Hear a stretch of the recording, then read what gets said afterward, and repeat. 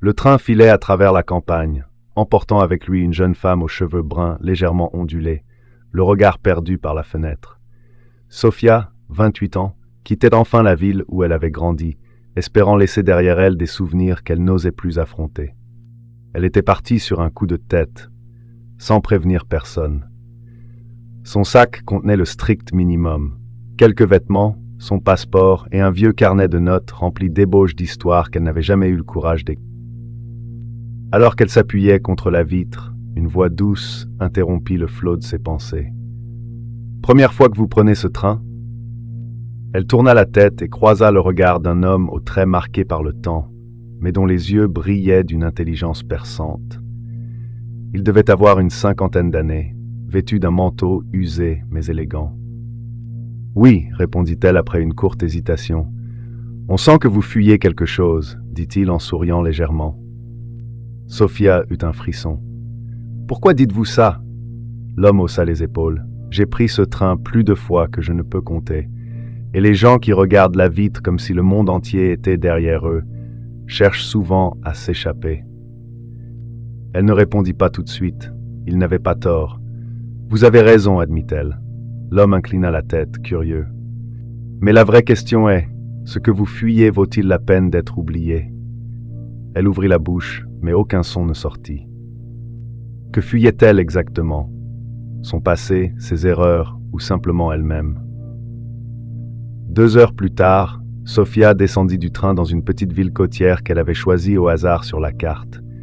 L'air salé du soir caressa son visage, alors qu'elle marchait lentement dans les rues pavées, son sac en bandoulière. Elle trouva une auberge modeste, paya une chambre pour quelques nuits et s'allongea sur le lit fixant le plafond. Ici, personne ne la connaissait. Personne ne savait ce qu'elle avait fait. Personne ne savait que 3 ans plus tôt, elle avait laissé partir l'homme qu'elle aimait par peur de souffrir.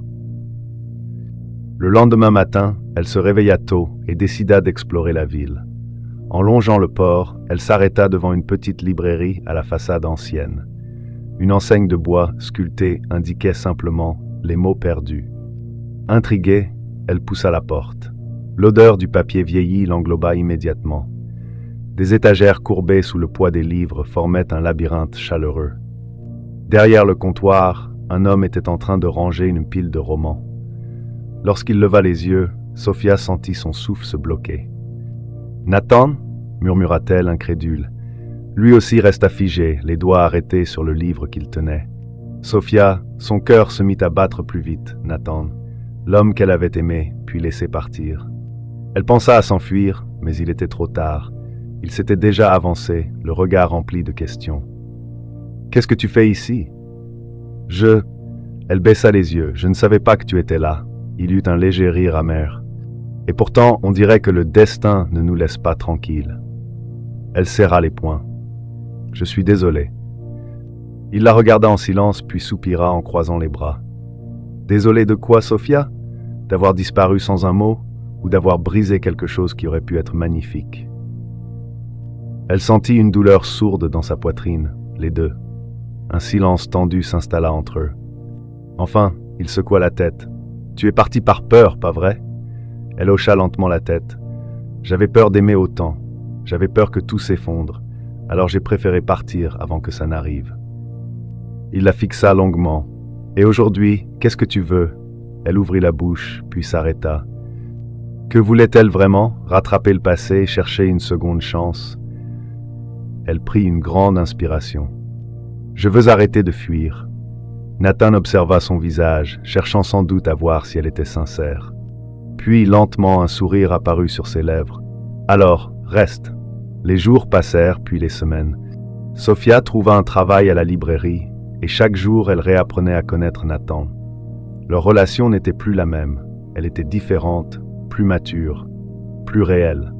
Un soir, alors qu'il fermait la boutique, Nathan s'arrêta devant elle. « Tu sais, le jour où tu es parti, j'ai cru que je ne pourrais jamais te pardonner. » Elle baissa les yeux, coupable. Mais il continua. « Puis j'ai compris que parfois, les gens se battent d'abord contre eux-mêmes avant de pouvoir aimer quelqu'un d'autre. » Elle releva les yeux vers lui, émue.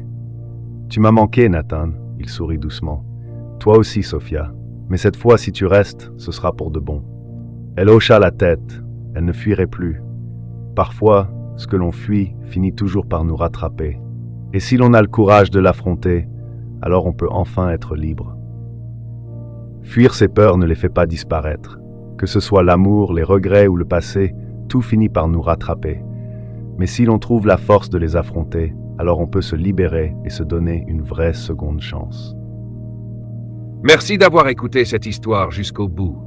Si elle vous a plu et que vous aimez voyager à travers des récits captivants, n'oubliez pas de vous abonner à Raconte-moi.